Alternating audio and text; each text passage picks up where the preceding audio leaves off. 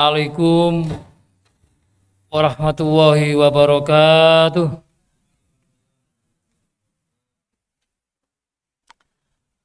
Alhamdulillah, alhamdulillahilladzi an'ama alaina bi ni'matil iman wal islam. Walladzi anzala sakinata fi qulubil mu'minin liyazdadu imana ma imanihim.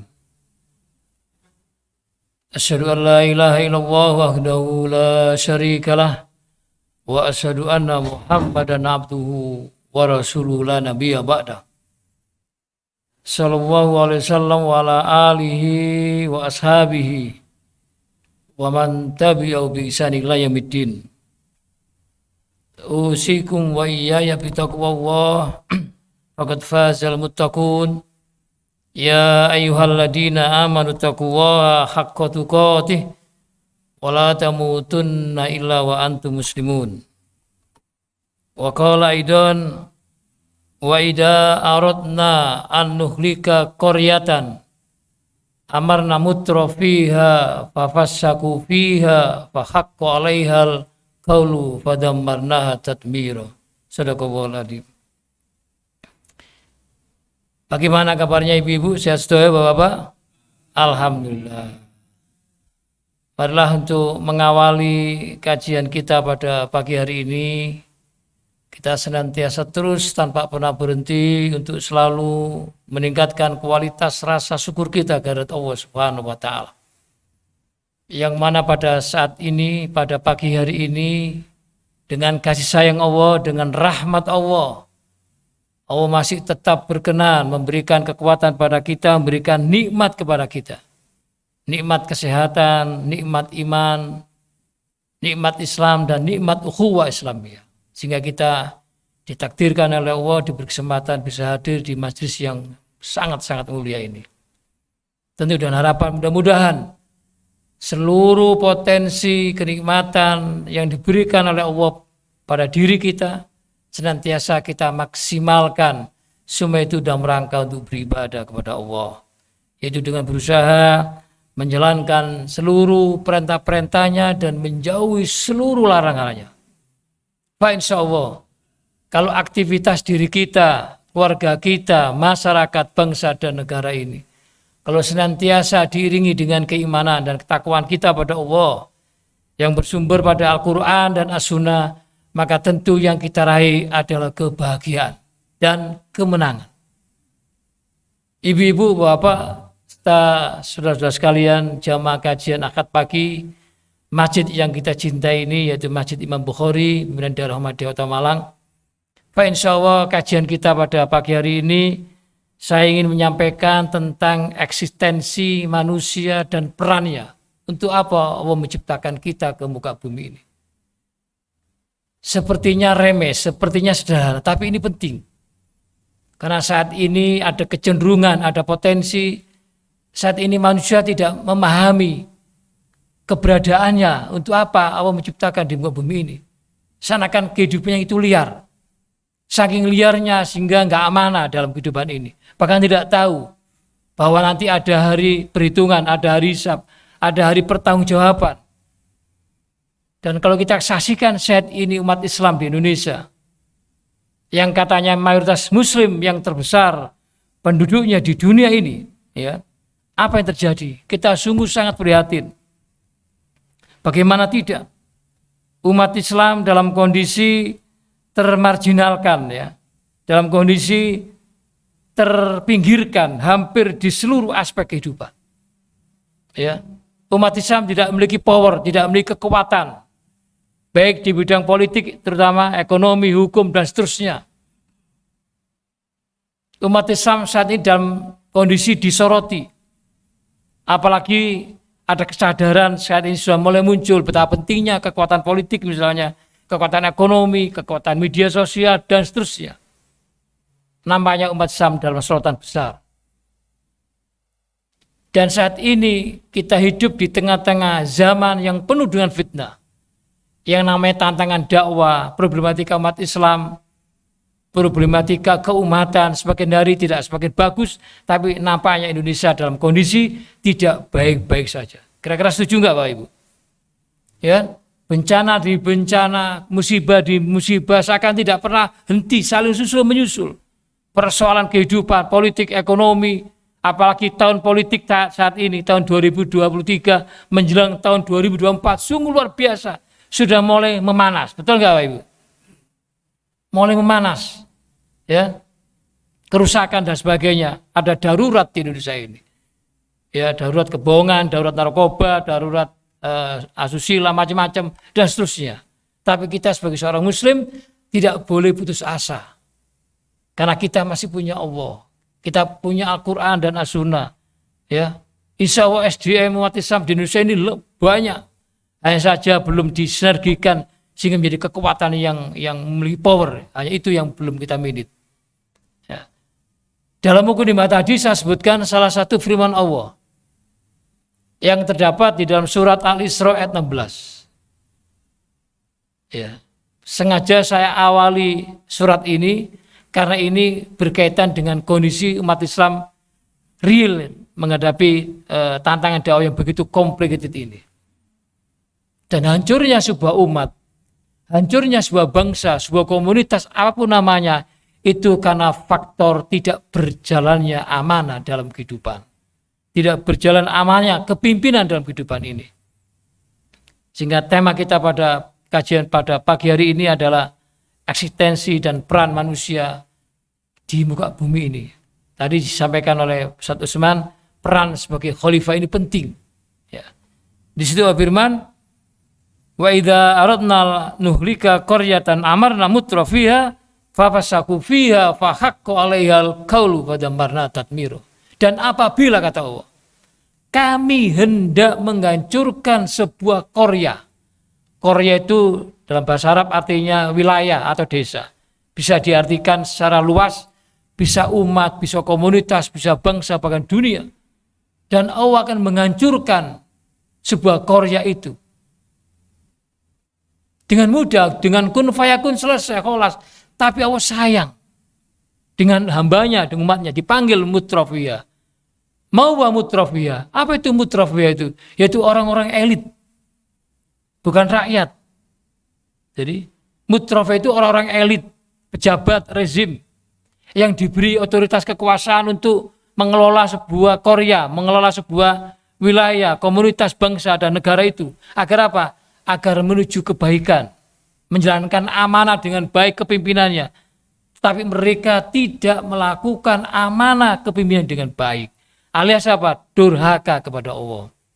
Alias menyimpang, ada anomali di dalam kepimpinan itu. Kemudian Allah lanjutkan, maka sudah berlakulah kata Allah, ketetapan kami, keputusan kami, kehendak kami, iradah kami. Akhirnya negeri itu dihancurkan oleh Allah sehancur-hancurnya. Tadmir. Tadi saya katakan sesungguhnya Allah mudah menghancurkan apapun, mudah dengan kun fayakun kholas, selesai, titik. Tapi Allah sayang agar kembali manusia itu ngikuti aturanku, aturan Allah maksudnya. Atau ngikuti aturan yang disepakati bersama kalau sebuah negara. Ya, negara Indonesia ini yang sangat memberikan potensi baik dan buruknya itu terletak pada sistem di negara yang kita cintai ini, NKRI ini. Yaitu Indonesia kan memakai sistem trias politika dalam kehidupan berpolitik bernegara, di mana ada 3 kekuasaan yang sangat penting. Ada unsur eksekutif, yudikatif dan legislatif. Inilah yang akan dibawa kemana rakyat, dibawa kemana umat Islam ini. Kalau ketiga potensi yang tadi itu orang-orangnya ngerti agama, ngerti syariat, ngerti persoalan kehidupan, ngerti persoalan keumatan, kebangsaan, dan terusnya, maka negara Indonesia akan menjadi negara yang baldatun thayyibatun walaupun wafur. Rakyat yang sejahtera dan seterusnya. Tapi apa yang terjadi saat ini? Indonesia dalam kondisi tidak baik-baik saja, dalam kondisi cengkraman politik oligarki. Siapa yang salah? Umat Islam. Karena tidak melek politik, buta politik, a priori politik, sehingga kekuasaan yang strategis itu dikuasai oleh kelompok yang paham akan persoalan keumatan, paham akan persoalan kebangsaan, paham akan persoalan keagamaan, syariat dan sebagainya, maka tempat-tempat strategi dikuasai mereka. Sekali lagi, yang salah adalah umat Islam tidak bersatu, tidak duduk di 3 kekuasaan tadi dan seterusnya. Maka kata Allah, dihancurkan negeri itu kalau yang menguasai bukan orang-orang yang ngerti atas persoalan keumatan, kebangsaan, ngerti tentang agama, ngerti kepemimpinan dan seterusnya dan seterusnya. Ini yang terjadi. Nah, sesungguhnya dengan hadirnya manusia diciptakan oleh Allah ke muka bumi ini sudah diberikan oleh Allah potensi yang maha dahsyat. Diberi potensi yang keren dalam diri manusia itu, dalam diri kita. Apa 3 potensi itu? Sebagaimana firman Allah, laqad khalaqnal insana fi ahsani taqwim. Sungguh kami telah menciptakan manusia dalam bentuk yang sebaik-baiknya. Insan kamil. Insan yang sempurna kita ini. Kita diciptakan oleh Allah yang memiliki kesempurnaan dibandingkan dengan makhluk-makhluk lainnya. Karena kita diberi akal, diberi roh, diberi kuatul jism, fisik yang sempurna. Ya. Itulah manusia. Tetapi kalau manusia diberi 3 potensi oleh Allah, tidak digunakan dengan fungsional yang baik, yang amanah dan sebagainya, maka kata dalam firman ini, summa radadnahu asfala safilin. Ini persoalannya di sini. Diberi 3 potensi, tapi tidak dimaksimalkan dengan baik. Ya, bagaimana mengelola dirinya, mengelola keluarganya, masyarakat, bahkan negara tidak dengan baik, alias tidak amanah, maka kata Allah dalam firman-Nya, kemudian kami kembalikan dia, artinya manusia itu, ke tempat yang serendah-rendahnya. Manakala manusia tidak mampu menjalankan amanah kepemimpinannya dengan baik. Maka disinilah pentingnya bagaimana kita harus mengetahui eksistensi, tugas dan peran risalah seorang muslim di tengah-tengah hidup akhir zaman ini. Harus diketahui. Dan kita harus action, harus ada perubahan dalam diri kita ini.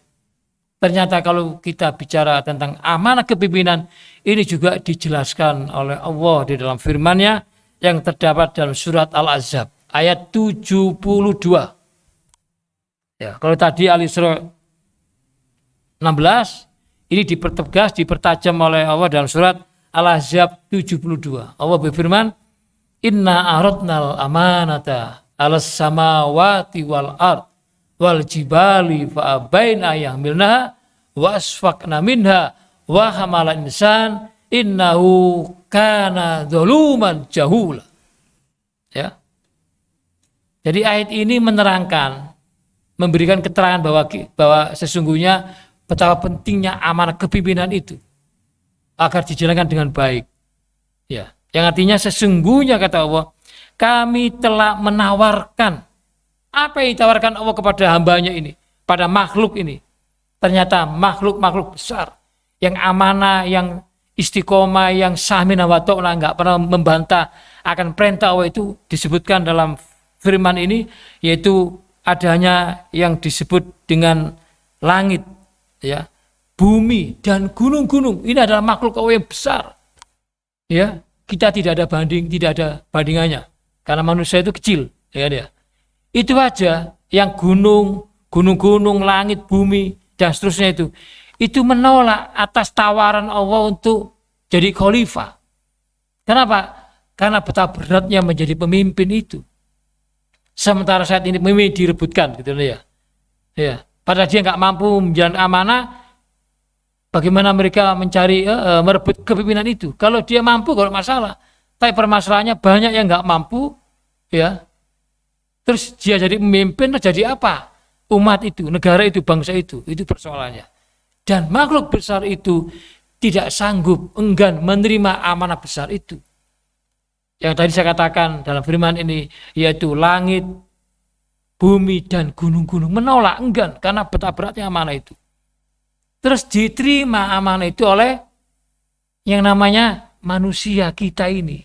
Qadarawanya kita menerima amanah itu. Kemudian dilanjutkan dalam firman itu, innahu kana dzuluman jahula. Yang artinya sungguh manusia itu sangat dolim dan sangat bodoh.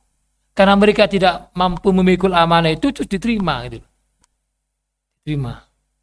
Nah, lantas apa yang harus kita lakukan sebagai Muslim visioner progresif ini?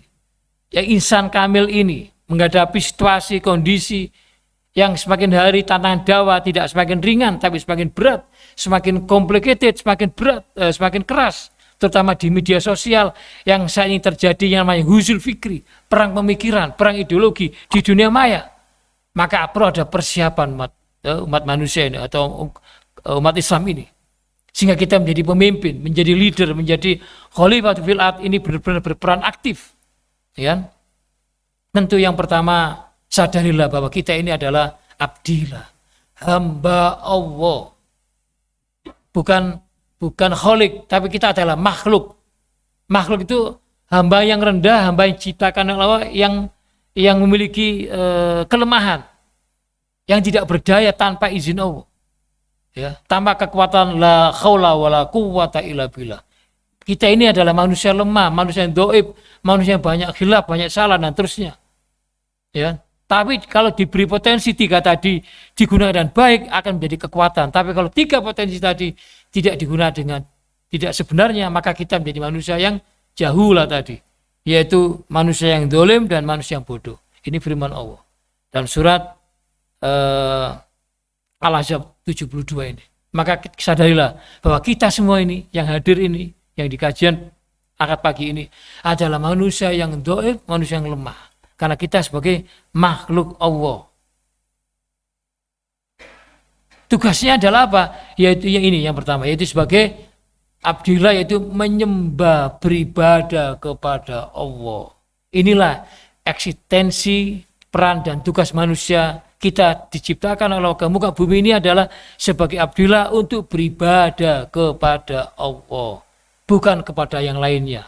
Di sini ada unsur akidah, ada keimanan, ada tauhid, tauhid rububiyah, tauhid uluhiyah, tauhid asma sifat. Di sini ada unsur ibadahnya ini. Bahwa apapun peran kita, status sosial kita, itu adalah sebagai abdillah beribadah kepada Allah. Apakah kita sebagai seorang ayah, sebagai ketua takmir masjid, sebagai direktur perusahaan, dari ketua RT sampai presiden, semua itu harus bermuaranya dalam rangka menjalankan ibadah kepada Allah, sehingga ada nilai ibadahnya. Semangat kita adalah wa ma khalaqtul jinna wal insa illa liya'budun. Dan tidaklah aku ciptakan jin dan manusia kecuali untuk mengabdi kepada Allah, beribadah kepada Allah, bukan beribadah kepada tauhid, sesuatu yang sembah selain Allah. Ya. Bukan melakukan kesyirikan atau kemusyrikan, tapi kita benar-benar iyyaka na'budu wa iyyaka nasta'in, ya. Hanya kepada Engkau lah kami menyembah dan hanya kepada Engkau lah kami mohon pertolongan. Semua itu dia menjadikan Allah ya Tuhan. Kalau kita ada persoalan, terus kita tidak mampu memecahkan, dan kita memang tidak mampu ya, kecuali dengan bantuan Allah, maka libatkan Allah. Setiap persoalan kita, persoalan diri kita, persoalan rumah tangga kita, persoalan keumatan, dan seterusnya, libatkan Allah di dalam persoalan kita. Ya. Itu harus ada dalam diri kita. Apapun peran dan kedudukan kita di masyarakat dan seterusnya, harus beribadah pada Allah. Lantas apa itu yang dimaksud dengan ibadah? Mahuwa ibadah. Menurut jumhur ulama, yang dimaksud dengan ma'rifatul ibadah atau definisi ibadah adalah al-ibadatu hiya ta'atullahi azza wa jalla fima umira wal intihau amma. Yaitu ibadah itu adalah sebuah proses untuk mendekatkan diri kepada Allah dalam rangka menjalankan seluruh perintah-perintahnya dan menjauhi seluruh larang-larangannya. Itulah ibadah. Berarti ibadah itu luas. Ya. Kalau dalam teori atau ilmu fikih itu dibagi jadi 2, ada ibadah mahdoh dan ibadah ghairu mahdoh. Ya, itu pembahasan tentang bab fikih tentang masalah ibadah ya. Sehingga yang harus ada dalam diri kita, semangat kita menghadapi situasi seperti ini, zaman yang penuh dengan tantangan ini, Indonesia dalam posisi tidak baik-baik saja ini, maka semangat kita adalah menjadikan Allah hoyatuna, Allah adalah tujuan kami. Sehingga yang muncul di dalam aplikasi kehidupan adalah kul innas sholati wa nusuki wa mahyaya wa mamati lillahi rabbil alamin. Ini harus ada dalam jiwa kita. Sesungguhnya sholatku, ibadahku, hidup dan matiku hanyalah untuk Allah. Mari kita evaluasi dengan umur kita yang sudah masuk 3, masuk 4, masuk 5, apalagi masuk 6 dan sebagainya. Artinya 60 tahun maksudnya.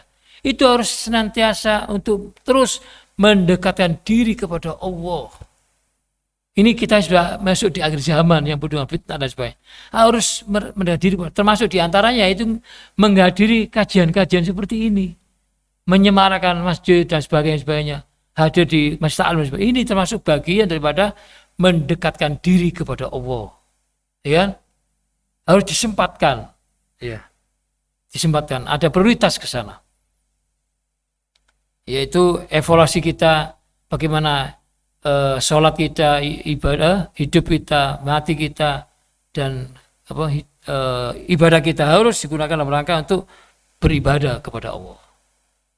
Nah, salah satu bentuk ibadah kepada Allah itu kita harus berusaha menjadi orang-orang yang pandai bersyukur. Alhamdulillah Bapak bisa menyempatkan di hari Ahad, di hari Minggu. Ya. Biasanya orang itu sak keluarga, apa istilahnya? Acara keluarga ya, acara keluarga jalan-jalan ya. Entah itu ke alun-alun, entah itu ke pasar Minggu. Tak ke Batu kemana ya kan, sama keluarganya, sama cucunya. Tapi kita menyempatkan diri, Pak. Menyempatkan diri datang dari rumah ke masjid. Ini bukan orang sembarangan. Ini orang pilihan Allah. Kenapa? Karena Allah menggerakkan dan dengan hidayah masuk ke hati kita. Ya, kita digerakkan oleh Allah dari rumah setelah menyelesaikan persoalan rumah tangganya. Ya, jangan sampai kita aktif pengajian tiap Ahad, terus di rumah tangganya keteteran, jangan. Itu tidak Islami. Justru diselesaikan persoalan rumah tangganya. Ya, kalau ibu berarti sudah menyelesaikan urusan rumah dapurnya, menyelesaikan rumah tangganya, sudah bikin kopi kepada suaminya, bapaknya, tehnya, yang punya suami ya Bu ya. Itu harus tetap dilayani, itu sampai waktu pengajian ya, wakil suami telantarkan ini dolim, boleh nggak? Nggak, jangan ya. Tapi insya Allah nggak ada lah di antara kita.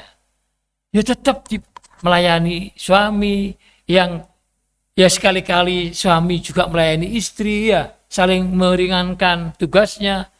Anak-anaknya sudah dipernahkan. Ditoto ya, sudah Bu? Ditoto ya, dipernahkan bukan ya? Apa Bu? Bahasa yang lebih familiar. Wis intine wis wis dicepakno kabeh lah untuk anak-anaknya, cucu-cucu. Jangan sampai melupakan ini gitu loh. Tetap ngaji. Ya.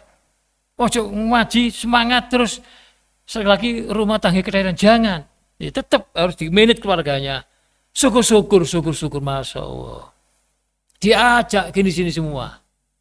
Ya. Tadi sih saya mengantarkan karena ada acara PKK di rumah sehingga harus menyiapkan konsumsi. Ya enggak bisa. Tadi saya diantar istri. Ya kan? Diajak istrinya, suaminya, anak-anaknya, sak mantune, ayo ke masjid Imam Bukhari. Ini sebagai masjid ikonnya Kota Malang gitu loh. Diajak.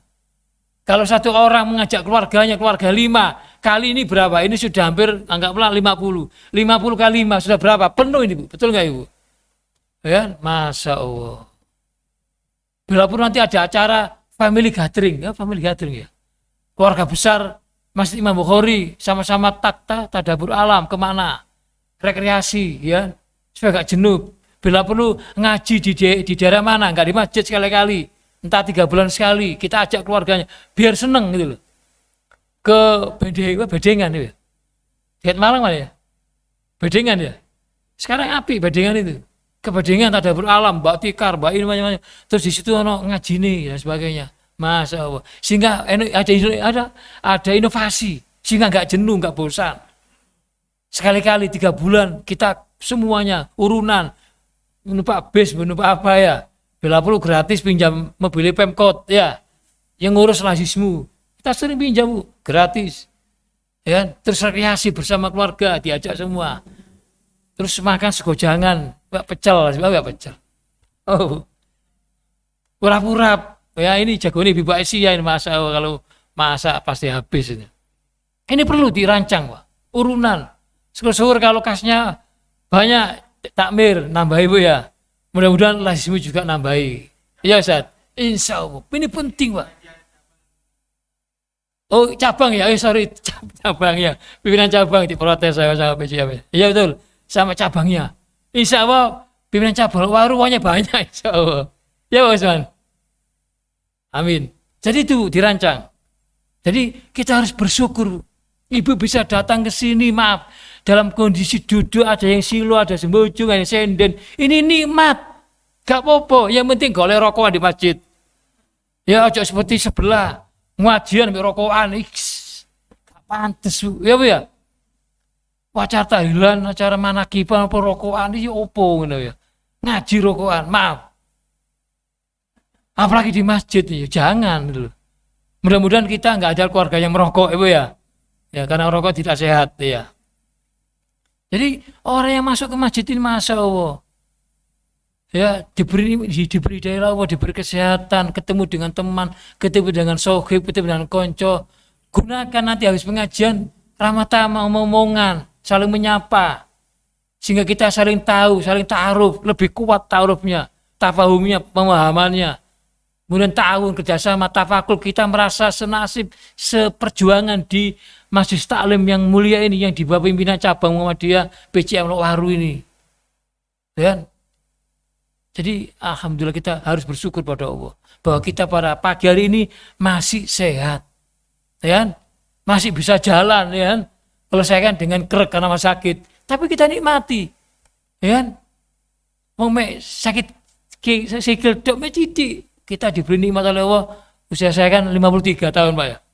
Hanya diberi ujian sakit kaki. Kok sakit kaki ya Pak ya? Oh.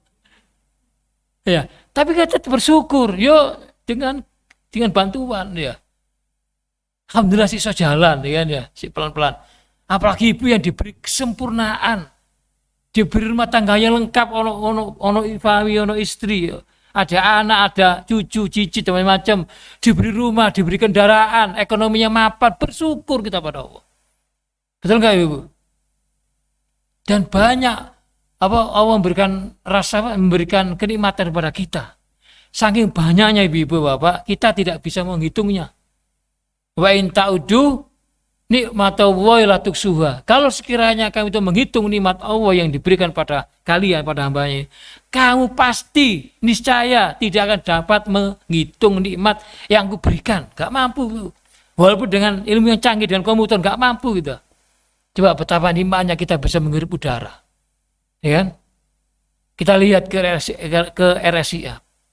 Banyak orang yang sakit, ya membutuhkan udara, oksigen, ya. Berapa harganya? Mulai dari 400 sampai jutaan. Iya, habis beli lagi. Kita gratis, nggak disuruh Allah bayar. Cuma kita diminta bersyukur, pandai bersyukur, dan aplikasi syukur itu dalam rangka mendekatkan diri kepada Allah. Ya, kita diberi organ tubuh yang lengkap, ada diberi mata, diberi penglihatan, diberi hati. Itu dalam rangka untuk bersyukur kepada Allah. Apalagi bangsa Indonesia. Bangsa Indonesia diberi oleh Allah sumber daya alam yang luar biasa. Apa yang tidak ada di Indonesia? Lengkap. Kekayaan dasar laut. Lautnya itu. Mulai dari gadul sampai ikan paus, Bu ya. Lengkap. Ya. Perut buminya dikasih oleh Allah. Lengkap. Ono minyak, ono nikel. Ya. Sekarang nikel dikuasai oleh Cina ya. Di mana itu? Morowali ya. Ya, banyak tenaga asing yang sekarang sudah menguasai sana. Secara politik kita sudah dijajah oleh Cina. Ini bukan ras, ini fakta. Yang kemarin sempat ramai. Dasar bumi kita, ono nikel, ono emas, perak, tembaga, minyak, apalagi. Semua ada di Indonesia, lengkap. Tapi sayang, kekayaan negara, sumber daya alam tidak dikuasai oleh negara, justru dikuasai oleh asing dan asing. Sehingga umat Islam, bangsa Indonesia, NKRI harga mati katanya, itu tidak menikmati 100%. Dirampok oleh penjajah-penjajah gaya baru, neo kapitalisme ini. Ya, dikeruk. Apalagi di Papua ya. Yang emas di mana, Bu? Papua nggih. Emas berapa ton itu dikeruk oleh Amerika. Sekarang Cina menguasai tanah-tanah sebagainya. Siapa yang salah? Ya umat Islam. Gak bersatu, gak ngisi di parlemen, di legislatif. Sing nguasai akhirnya kelompok kapitalisme, sosialisme, liberalisme, sekularisme, dan islamisme lainnya sudah duduk di kekuasaan-kekuasaan. Yang salah adalah umat Islam, tidak melek politik, buta politik. Artinya kekayaan alam Indonesia yang sungguh luar biasa yang diberikan oleh anugerah Allah yang luar biasa, tapi tidak dimaksimalkan untuk kepentingan rakyat dan umat, tapi untuk kepentingan segelintir politik oligarki sekarang. Ya, kita tetap bersyukur, ya. Terus kita bersabar, tetap bersabar kita. Diberi ujian oleh Allah dengan ujian anak misalnya, bersabar, ya. Diberi ujian suami, diberi ujian istri, diberi ujian macam-macam, bersabar. Jadi orang mukmin itu, kata Rasulullah itu, sungguh bahagia, menyenangkan. Orang mukmin itu ketika diberi ujian oleh Allah, mereka bersabar. Diberi kenikmatan, bersyukur. Jadi gak boleh terlalu banyak ngeluh. Tugas kita beribadah pada Allah itu adalah banyak bersyukur, bersabar, dan tawakal, dan banyak berdoa. Apalagi saat ini, perbanyak kita berdoa dan berdoa. Yang berikutnya, yang tidak kalah pentingnya, eksistensi, peran, dan kehidupan manusia di sisi Allah ke membuka bumi ini yang penting, yaitu sebagai khalifatu fil ard, sebagai pemimpin, sebagai imam, sebagai leader di muka bumi ini. Untuk apa? Untuk mengelola, memanage kekayaan yang diberikan oleh Allah Azza wa Jalla kepada bangsa Indonesia ini. SDM-nya lengkap, sumber daya manusia sebenarnya banyak, tapi belum dimanage dengan baik, sehingga kekuatan itu tercecer, kekayaan tercecer, potensi tercecer, nggak terkonsolidasi dengan baik.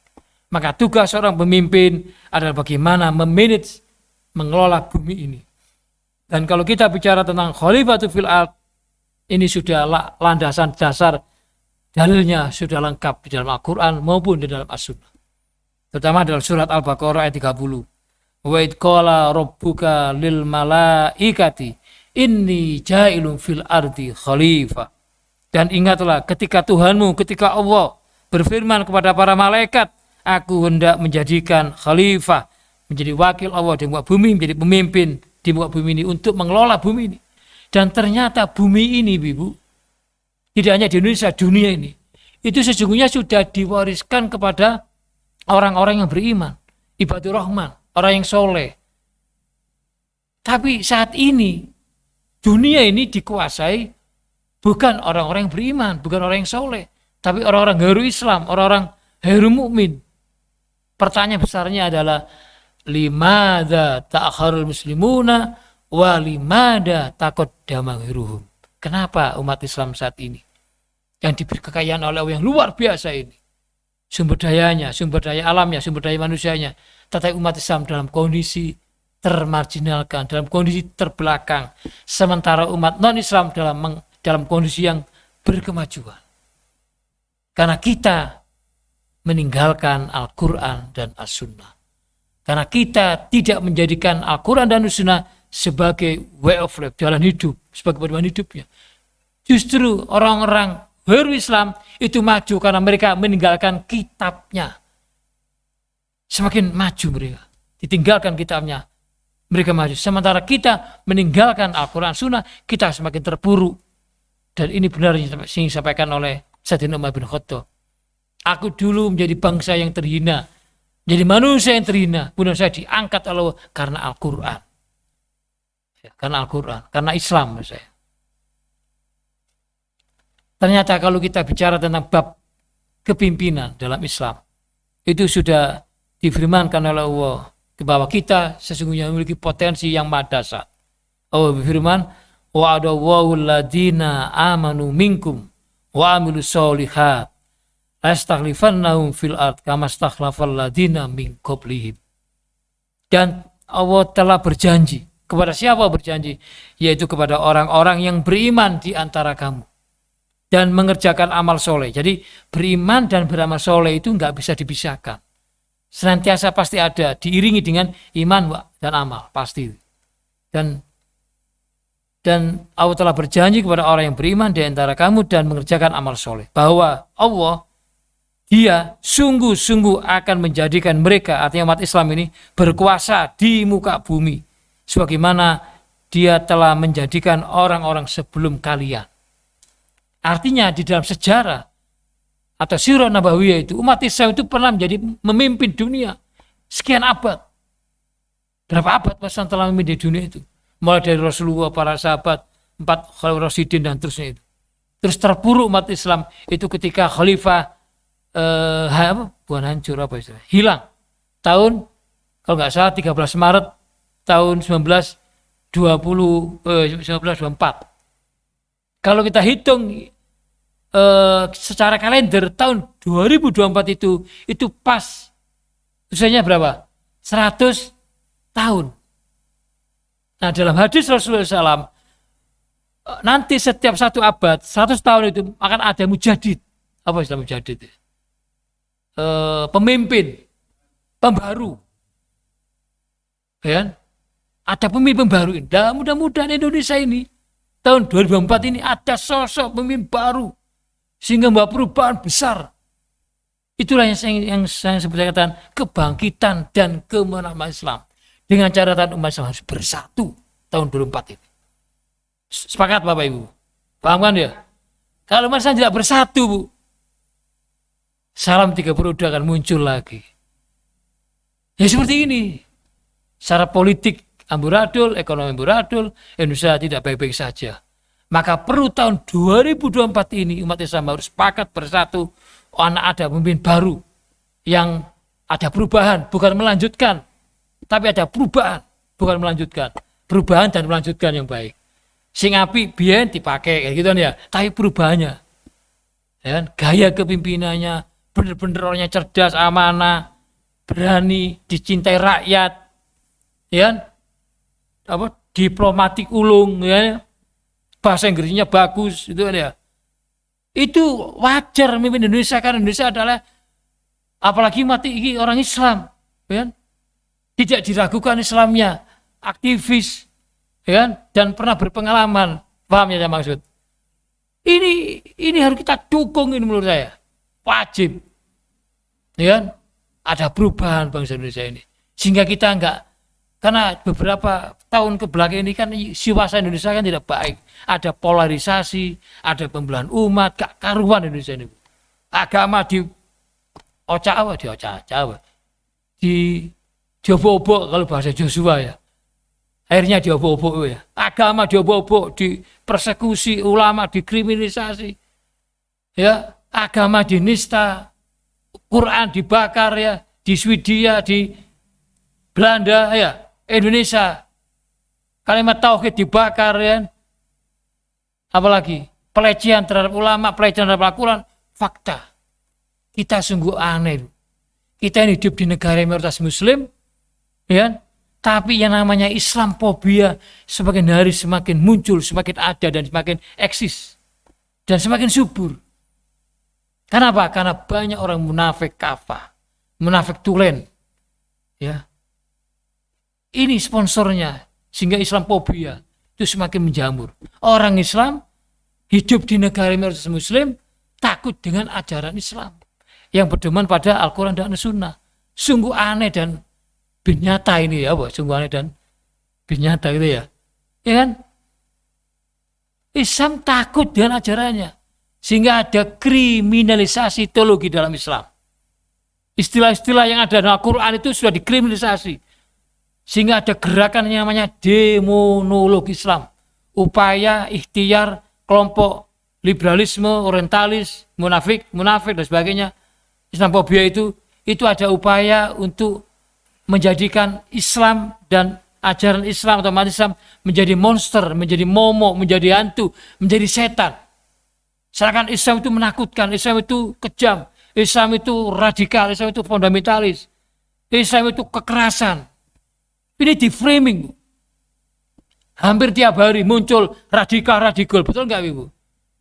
Gerakan intoleran radikal gak mari-mari. Ini adalah proyek anak duit ini. Ujung-ujungnya apa? Islam tertuduh salah lagi dan salah lagi. Sayangnya umat Islam nggak bersatu, tercecer kekuatannya ini, sehingga kalah gitu. Ya, tutup di Bu. Nah, bicara tentang kepemimpinan, maka disinilah pentingnya pemimpin itu. Ya, dalam Islam, urusan kepemimpinan itu merupakan perkara yang sangat penting dan strategis. Ya, karena tugas seorang pemimpin, seorang imam itu adalah melayani, mengurus peradaban keumatan dan kebangsaan dan melaksanakan supremasi hukum secara adil dan menciptakan keamanan dan menghilangkan rasa takut dan memfasilitasi pemimpin itu agar umatnya bisa beribadah, bisa rukun, ya bisa rukun, tidak terpecah belah umat Islam, tidak diadu domba, ya kan? Maka disinilah kita butuh pemimpin yang dirindukan oleh umat, yang dirindukan oleh warga, dirindukan oleh rakyat, yaitu pemimpin yang namanya memiliki integritas, bukan isi tas, bukan karena fulus, tapi pemimpin yang berintegritas, pemimpin yang memiliki kapasitas dan kompetensi keilmuan tentang keumatan, tentang negara, tentang syariat Islam, tentang politik, ekonomi, semua harus menguasai ini. Semangatnya adalah walau anna alal qura amanu wattaqau la fatahna alaihim barakatim minas samai wal ard walakin kadzabu faqatnahum bima kanu yaksibun. Inilah pemimpin yang berintegritas, yaitu seorang mukmin, seorang muslim, orang Islam. Harus di Indonesia itu harus dipegang oleh orang muslim, jangan non-Islam. Secara demokratis wajar toh Bu? Oh itu mayoritas, masa mereka dipimpin oleh non-Islam? Ya nggak terima toh kita. Harus orang muslim, ya, apalagi yang beriman. Tadi ini ayatnya, jikalau sekiranya penduduk negeri ini adalah orang-orang yang beriman dan bertakwa, pasti kami akan melimpahkan pada mereka berkah dari langit dari bumi, tetapi mereka mendustakan ayat-ayat kami, kemudian kami siksa karena perbuatan mereka. Maka kita nggak boleh tertipu lagi dan tertipu lagi. Harus memimpin yang beriman dan bertakwa. Kalau itu ada, fa insya Allah akan selesai persoalan kebangsaan dan keumatan. Kenapa? Karena dilindungi oleh Allah. Karena beriman dan bertakwa ini. Maka dibutuhkan pemimpin yang adil, yang memiliki visi dan misi keumatan kebangsaan, mampu memecahkan persoalan keumatan dan kebangsaan, dan dibutuhkan pemimpin yang tidak memusuhi umat Islam. Ini penting. Jadi pemimpin ke depan tahun 2024 adalah pemimpin yang tidak memusuhi umat Islam. Yang umat Islam dianggap radikal tadi. Ya, yaitu bisa merangkul umat Islam, kan ini mayoritas, ya. Apalagi saat ini ada usaha keras, ada namanya politik identitas, dan ujung-ujungnya politik identitas itu adalah Islam yang disikat, ya kan? Maka mereka harus sadar, harus bersatu, ya. Dan sebagai pemimpin di antara kalian adalah pemimpin yang kalian cintai. Dan bukan kalian membencinya. Kalian melaknatnya dan mereka pun juga melaknatnya. Artinya harus pemimpin yang mencintai rakyatnya. Ya, kalau dalam sebuah hadis disebut gini. Sebaik-baik pemimpin di antara kalian adalah pemimpin yang kalian cintai dan mencintai kalian. Kalian mendoakan dan mereka pun mendoakannya. Dan seburuk-buruk pemimpin ini. Ya, dalam hadis disebutkan. Dan seburuk-buruk pemimpin di antara kalian adalah pemimpin yang kalian benci dan mereka pun membenci kalian. Dan kalian melaknatnya dan mereka pun melaknatnya. Maka pemimpin ini tidak wajib kita pilih. Karena kriteria pemimpin ke depan di samping orang yang muslim, mukmin, berintegritas yaitu beriman dan bertakwa, yang tidak kalah pentingnya adalah pemimpin yang adil.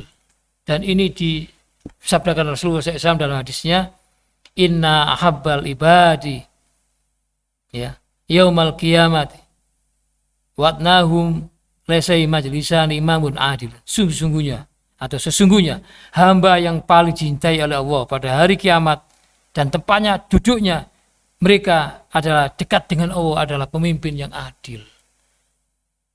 Mudah-mudahan tahun 2024 ini ada pemimpin yang adil, yang amanah, sidik, fatona, qawiyun, amin dan seterusnya sehingga bangsa Indonesia ada perubahan besar.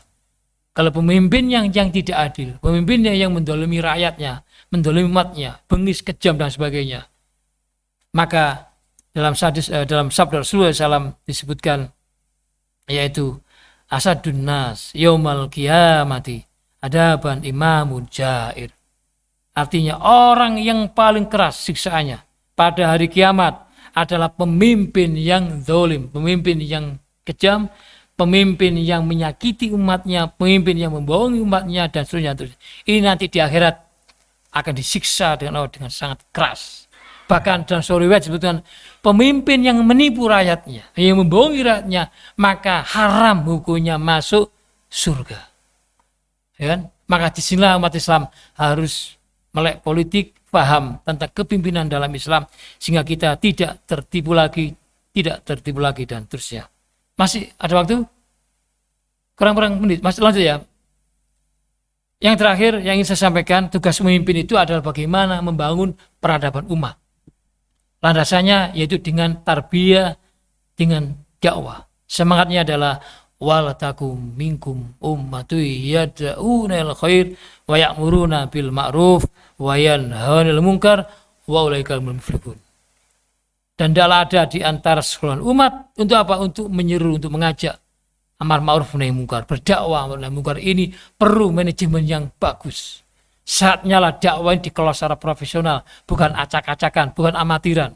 Karena tantangan dakwah sebenarnya tidak semakin ringan, tapi semakin berat. Sehingga semangatnya adalah ya ayyuhalladzina amanu hal adullukum ala tijaratin tunjikum min adabin alim.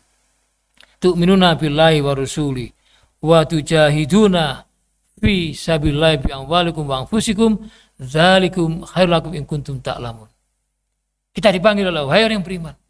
Maukah kamu aku tunjukkan suatu perdagangan, satu bisnis, satu transaksi yang dapat menyelamatkan kamu dari azab yang pedih. Ternyata tijarnya, perdagangannya, bisnisnya ini, muamalah ini bukan bisnis yang bermakna ekonomi sosial, ekonomi profit oriented, tidak. Tapi dimaksud dengan bisnis ini, tijar di sini adalah kalian beriman kepada Allah. Menjadi seorang mujahid dakwah yang beriman, menjadi seorang pejuang petarung yang beriman.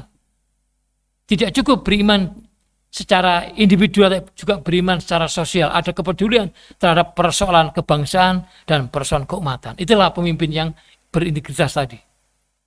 Dan adalah kalian beriman kepada Rasulullah, artinya meyakini akan risalah Muhammad SAW sebagai agama Islam yang hak, agama Islam yang benar. Ini yang kita sampaikan di tengah-tengah umat yang saat ini butuh pencerahan agama Islam ini.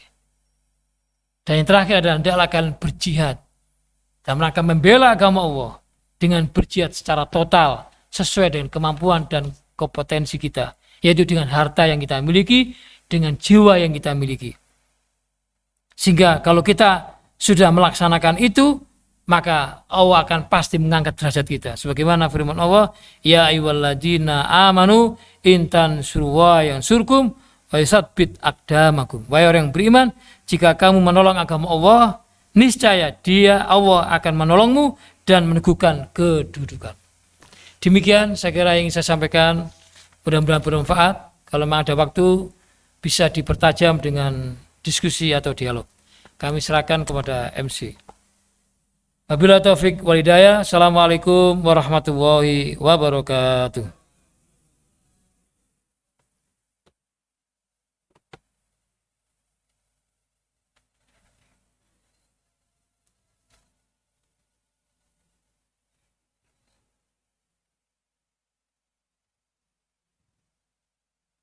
Demikian yang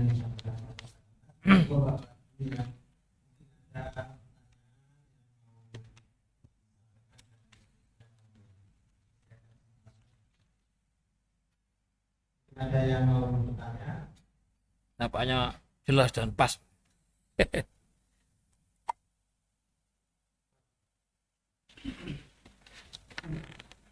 Waduh, Masya Allah. Waalaikumsalam warahmatullahi wabarakatuh.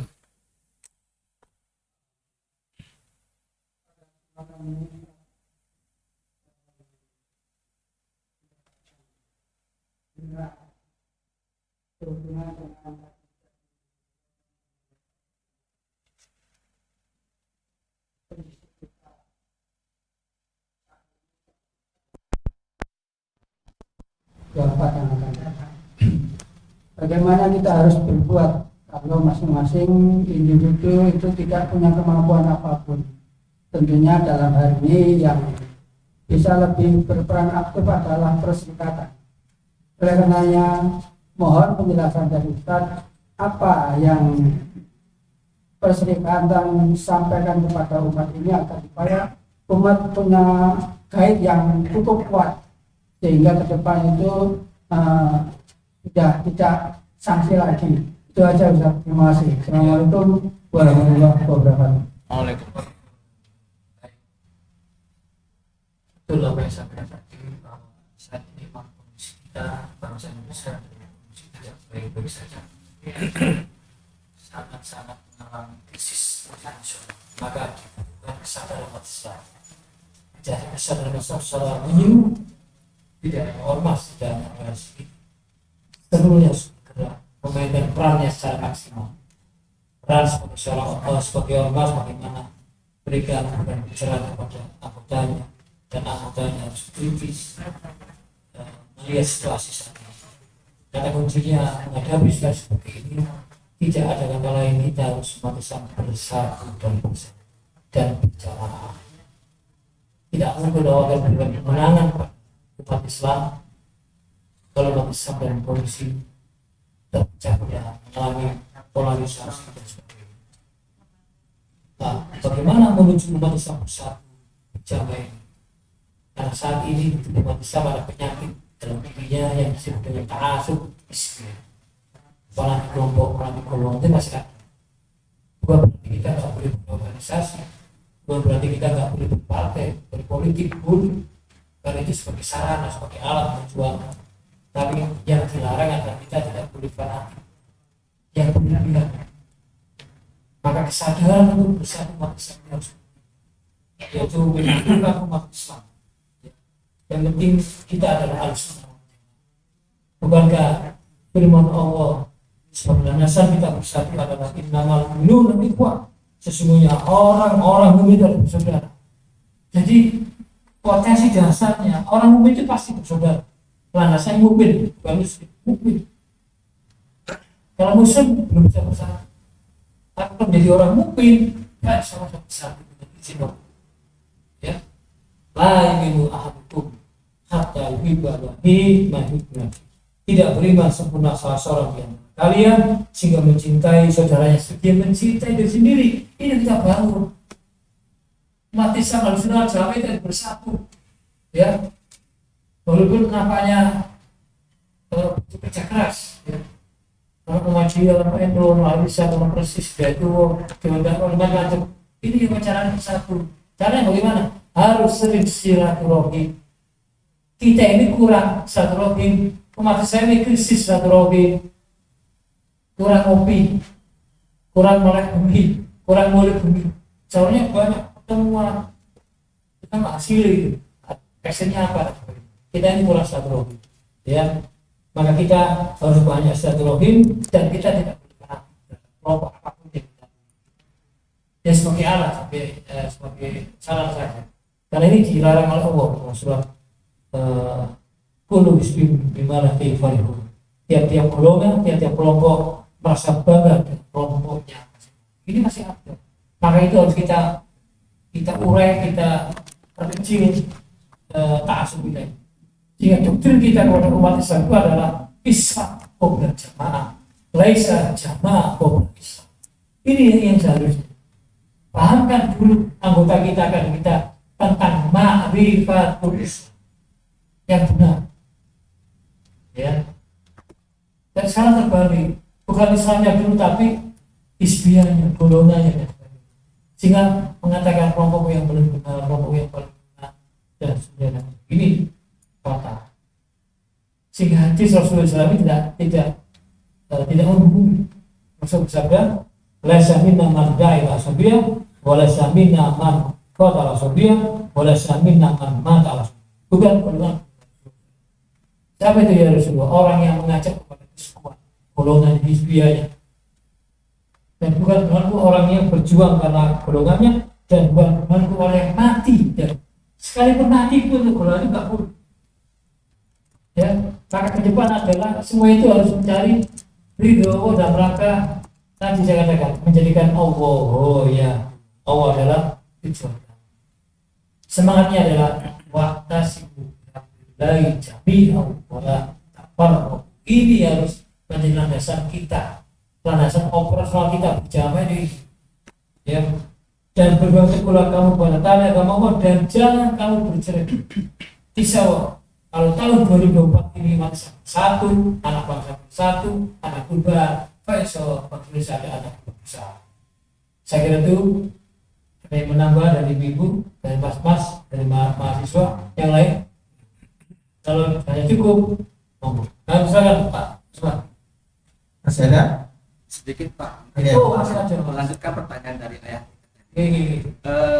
Kita tadi banyak orang mengatakan bagaimana kita dapat memajukan Islam ini sementara kita ini tidak memiliki kemampuan apapun. Nah tadi di awal Ustaz tidak memiliki kemampuan apapun. Ya. Jadi ayah tadi menyampaikan bagaimana ya cara kita ya untuk bisa memajukan Islam ini sementara kita tidak memiliki kemampuan apapun. Nah tadi Ustaz menyampaikan 3 potensial yang ada pada diri manusia. Nah, yang ada pada diri manusia yang kemudian Allah juga mengabadikan 3 potensi itu sebagai ahsanit taqdim. Mohon Ustaz bisa menjelaskan kembali apa 3 potensi yang ada pada diri manusia yang maha dasar ini. Ya. Mohon Ustaz menjelaskan. Baik. Jadi manusia itu diciptakan oleh Allah dalam bentuk yang sebaik-baik.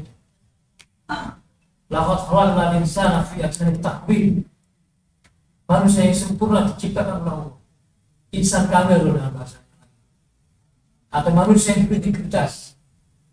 Kenapa? Karena manusia diberi oleh Allah 3 potensi yang maha dasar, maha keren berbahasa. Kalau 3 potensi difungsionalkan dengan baik, dijalankan baik, maka manusia akan terhormat.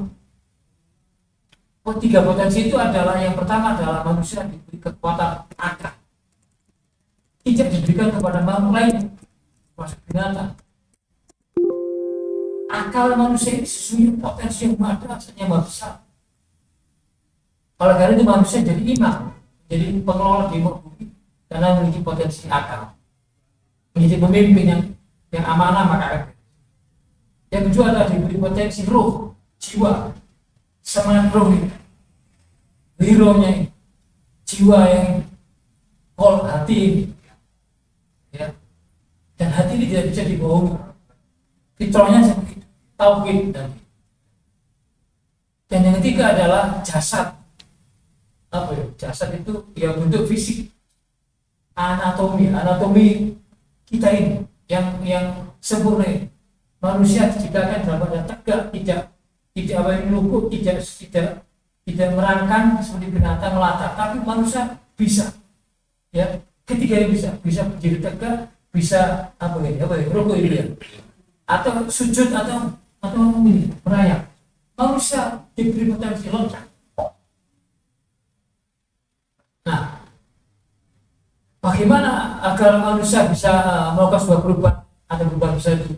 Ya, ketiga potensi yang kita maksimalkan untuk menjaga proses kehidupan itu dan masalah bersatu. Jadi kemampuan itu harus dimaksimalkan untuk menuju kemenangan masalah bersatu di bawah payung besar Ahlussunnah wal Jamaah. Ya, tetap saling menghormati. Kalau kita hidup di negara Indonesia, ya tetap menghormati sesama agama, menghormati kurikulum umat beragama, sehingga ada yang namanya forum FKUB dan sebagainya.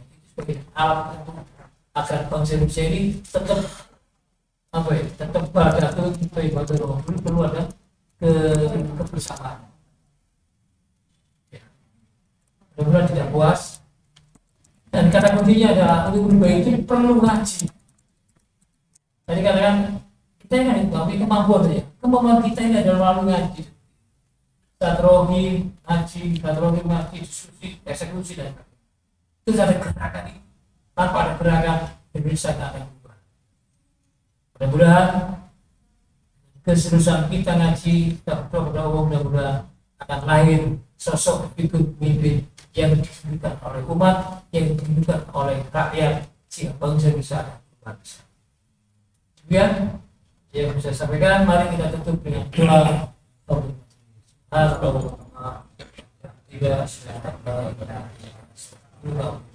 Assalamualaikum warahmatullahi wabarakatuh. Waalaikumsalam warahmatullahi wabarakatuh.